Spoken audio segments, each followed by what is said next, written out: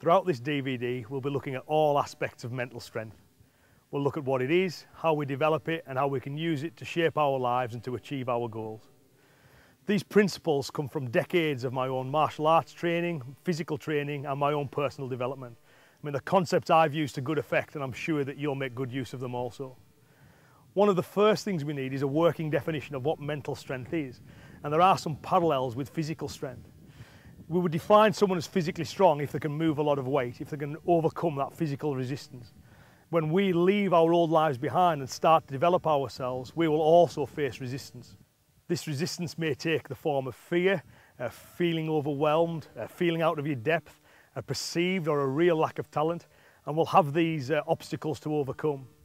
Now, many people feel imprisoned by these resistances. It's a bit like the weightlifter who's not strong enough to lift that weight.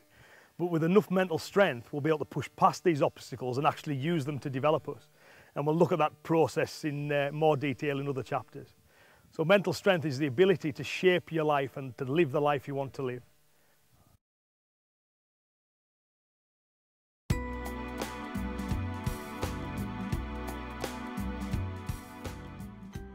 Mental resistance is any thought, feeling or belief that stands between you and your goals. You may not be familiar with the term mental resistance, but you will be familiar with the sensation. If you've ever been in an environment where a lack of confidence has meant you haven't performed as well as you'd like, that's mental resistance.